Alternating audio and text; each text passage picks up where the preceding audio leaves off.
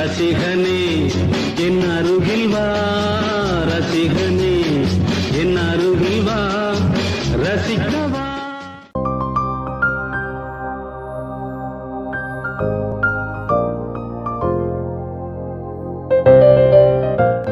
அன்பு நேயர்களே, இது காலத்தை தாண்டி நிற்கும் காவிய பாடல்களை பேசும் நிகழ்ச்சி.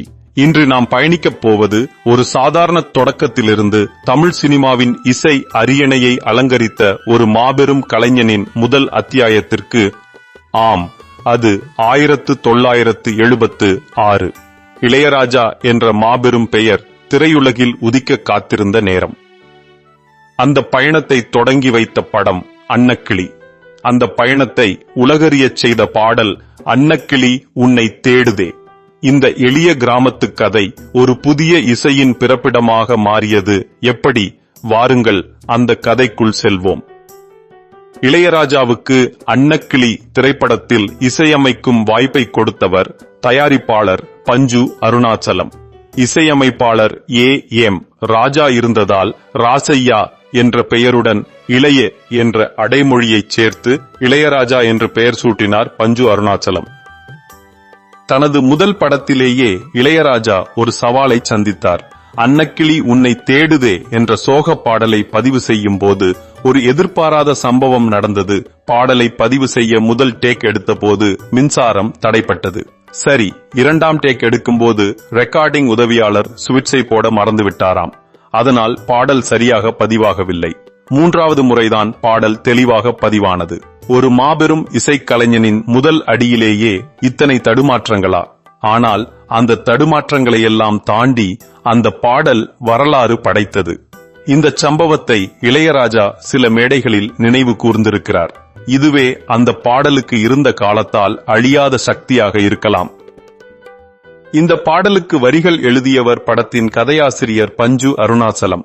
அவரும் இளையராஜாவும் இணைந்து பல அற்புதமான பாடல்களை தந்தார்கள்.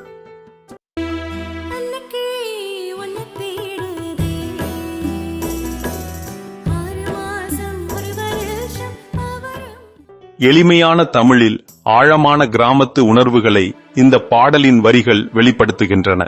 கதாநாயகி அன்னக்கிளி தான் காதலித்தவன் தன்னை விட்டு பிரிந்து போன துயரத்தை வெளிப்படையாக காட்டாமல் தன் மனதுக்குள் புதைத்துக் கொண்டு பாடும் பாடலாக இது அமைந்தது.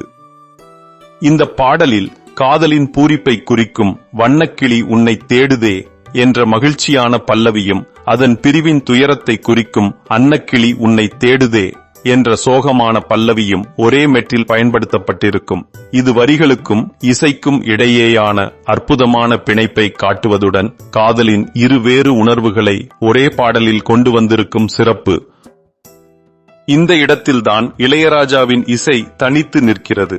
தமிழ் திரை இசையில் நாட்டுப்புற இசையையும் மேற்கத்திய இசை அமைப்புகளையும் முதலில் இணைத்து ஒரு புதிய போக்கை உருவாக்கியவர் இளையராஜா.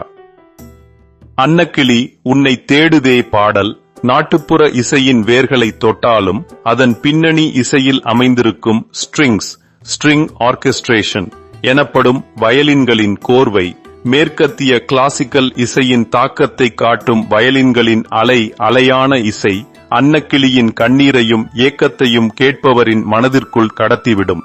இதுவே இளையராஜாவின் மைண்ட் ப்ளோவிங் மியூசிக். சோக பாடலில் வயலின்கள் ஒரு மெல்லிய துக்கம் நிறைந்த ஆற்றோடு செல்வது போல இருக்கும். மேலும் ஆங்காங்கே அவர் பயன்படுத்தும் எளிய தாள கருவிகள், கிராமத்து சூழலை நம் கண்முன் கொண்டு வரும் இசை துணுக்குகள் மிகவும் எளிமையாக இருந்தாலும் அவை உருவாக்கிய தாக்கமோ பிரம்மாண்டமானது. இந்த பாடலின் சோகமான பதிப்பை பாடியவர் பழம்பெரும் பாடகர் D.M. சௌந்தரராஜன். அவரது கனத்த குரலில் வெளிப்படும் சோகம் அன்னக்கிளியின் துயரத்திற்கு ஒரு ஆழமான பரிமாணத்தை கொடுத்தது. சோகத்தை மட்டுமே வெளிப்படுத்தாமல் அந்த துயரத்திற்குள் மறைந்திருக்கும் காதலின் மேன்மையையும் அந்த குரல் உணர்த்தியது.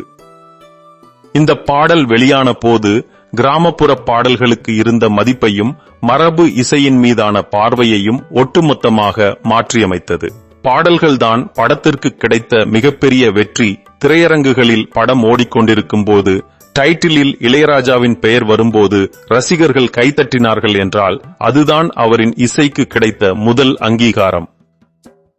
அன்னக்கிளி உன்னை தேடுதே என்ற ஒரு பாடல் இளையராஜா என்ற ஒரு கலைஞனை தமிழ் சினிமாவுக்கு அறிமுகப்படுத்தியது மட்டுமல்ல, அது ஒரு புதிய இசையின் சகாப்தத்தை தொடங்கி வைத்தது. இந்த ஒரு அறிமுகத்தின் மூலம் ஆயிரக்கணக்கான பாடல்கள், அற்புதமான பின்னணி இசை என தமிழ் இசையுலகையே மாற்றியமைக்க ஒரு விதை ஊன்றப்பட்டது. அன்று தொடங்கிய அந்த இசை பயணம் இன்றும் தொடர்கிறது. ஒரு சாதாரண ராசையாவாக இருந்து இசையால் எல்லா கோடி ரசிகர்களின் மனதிலும் சிம்மாசனம் போட்டு அமர்ந்திருக்கும் இளையராஜாவின் இசை காலத்தால் அழியாதது. இந்த காலத்தால் அழியாத பாடலை நீங்களும் கேட்டு மகிழ விரும்புகிறீர்களா?